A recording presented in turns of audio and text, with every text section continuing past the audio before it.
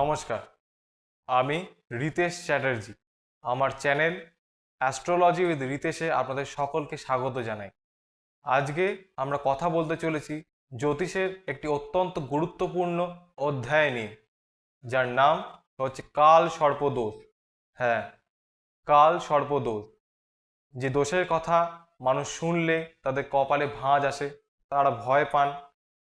আমাদের জানতে হবে যে দোষ আসলে কি, এটি কি আসলে একটা আশীর্বাদ নাকি অভিশাপ।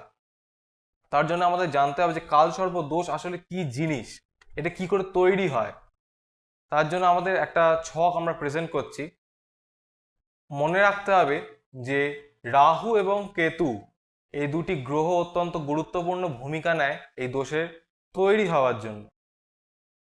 এই ছকটার মাধ্যমে আপনারা যে ছকটা স্ক্রিনে এখন দেখতে পাচ্ছেন, এই ছকের মাধ্যমে আপনারা দেখতে পাচ্ছেন যে রাহু এবং কেতু একটা অ্যাক্সিস তৈরি করেছে, যে অ্যাক্সিসের একটা দিকে সকল গ্রহ আছে এবং একটা অ্যাক্সিসে কোনো গ্রহ নেই।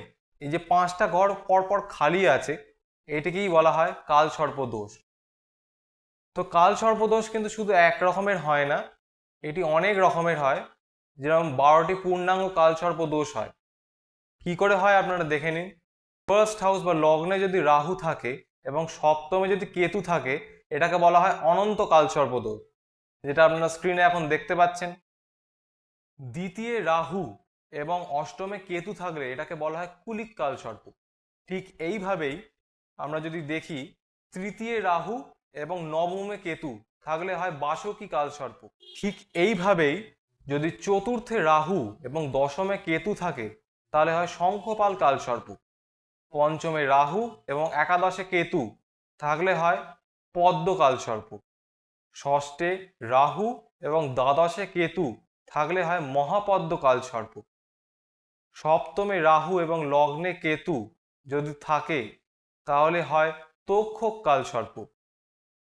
আর যদি অষ্টমে রাহু থাকে এবং আপনার দ্বিতীয় ঘরেতে কেতু থাকে তাহলে হয় কর্কটক কালসর্প। ঠিক এইভাবেই যদি নবমে রাহু এবং তৃতীয় কেতু থাকে তাহলে হয় শঙ্খচূড় কালসর্প। এবং দশমে রাহু এবং চতুর্থে কেতু যদি থাকে তাহলে হয় পাতক কালসর্প। এবং একাদশে রাহু এবং পঞ্চমে কেতু যদি থাকে এবং এই দোষ সৃষ্টি করে তাহলে সেই দোষটাকে বলা হয় বিষধর কালসর্প দোষ। এবং দ্বাদশে রাহু এবং ষষ্ঠে কেতু যদি থাকে তাহলে হয় শেষনাগ কালসর্প দোষ। এগুলি গেল শুধুমাত্র পূর্ণাঙ্গ কালসর্প দোষ। এবং এই পূর্ণাঙ্গ কালসর্প দোষ ছাড়াও কিছু গ্রহভঙ্গ কালসর্প দোষ থাকে। যখন আপনাদের স্ক্রিনের মাধ্যমে ছকটা দেখতে পাচ্ছেন, যখন কোনো গ্রহ এই মাঝখানের যে 5টি ঘর ফাঁকা ছিল, সেই ফাঁকা ঘরটির একটার মধ্যে যদি কোনো একটি গ্রহ অবস্থান করে তাহলে সেটি হয় সেই গ্রহভঙ্গ কালসর্প দোষ। যেরকম রবি ভঙ্গ, চন্দ্রভঙ্গ, বুধ ভঙ্গ, শনি ভঙ্গ, বৃহস্পতি ভঙ্গ এবং মঙ্গল ভঙ্গ কালসর্প দোষ আমরা পেয়ে থাকি। কালসর্প দোষ সম্বন্ধে নবনাথ স্তোত্রম আমরা পাঠ করে থাকি বা তা শাস্ত্রে উল্লেখ পাওয়া যায়, যা হচ্ছে অনন্তং বাসুকিং শেষং পদ্মনাভশ্চ কম্বলং ধৃতরাষ্ট্রং শঙ্খনাশং তক্ষকং কালিয়ং তথা এতাপি নবনাগানি নগানাঞ্চ মহাত্মানং সায়ংকালে পঠে নিত্যং প্রাতঃকালে বিশেষতঃ নাস্তি তস্য বিষভরং সর্বত্র বিজয়ী ভবেত। এই কালসর্প দোষ অধিক ক্ষেত্রেই আমরা নেগেটিভ হিসেবে পেয়ে থাকি, যা জীবনে মানুষের জীবনটাকে দুর্বিষহ করে তোলে। প্রচুর চ্যালেঞ্জের সম্মুখীন হতে হয় এবং জীবনে প্রচণ্ড হারে বাধা সম্মুখীন হতে হয়। কিন্তু এই কালসর্প দোষ কোনো কোনো ক্ষেত্রে পজিটিভও হয়ে যায়। কখন? যদি আপনার ছকে চন্দ্র এবং রবি ভালো থাকে, বলবান থাকে, কোনো রকমভাবে পীড়িত না হয়, তুঙ্গস্থ থাকে, সক্ষেত্রস্থ থাকে বা মূল ত্রিকোণে থাকে। এর সাথে সাথে যদি কালসর্পদোষে ঘরগুলিতে বৃহস্পতি পূর্ণ দৃষ্টি পাওয়া যায় তাহলে সেই কালসর্প দোষ অত্যন্ত পাওয়ারফুল হয়, যা জীবনে মানুষকে চরম সুখ, সাফল্য, নাম, যশ, খ্যাতি এনে দেয়।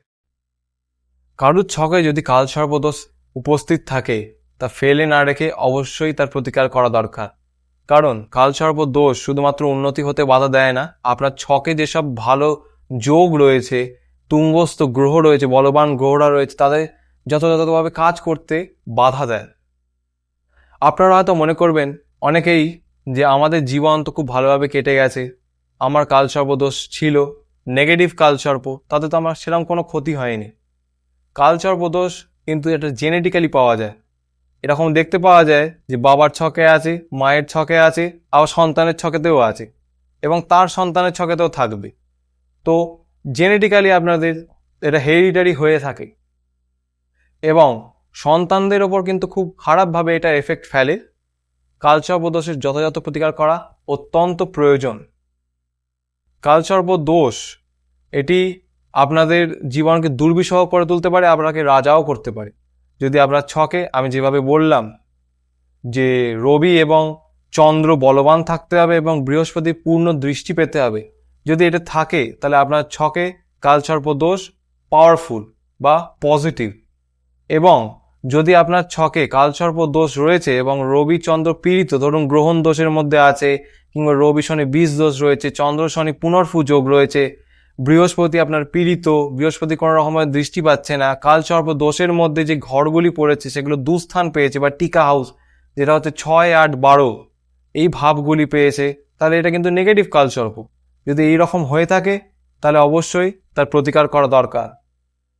আমার এই ভিডিওটি যদি আপনার কাছে গুরুত্বপূর্ণ বলে মনে হয় এবং ভালো লেগে থাকে তাহলে একটা লাইক অবশ্যই করবেন এবং কালসর্পদোষের সত্যিটা সম্বন্ধে আপনি যেরকম জানতে পারলেন, ঠিক আপনাদের বন্ধুদের বান্ধবদের কাছেও এই গুরুত্বপূর্ণ ইনফরমেশনটা তুলে ধরুন। আসবো জ্যোতিষ নিয়ে নানা চর্চায়, জ্যোতিষের নানা ভিডিও এবং নানা ইনফরমেশন নিয়ে। আজকের জন্য এইটুকুই। নমস্কার।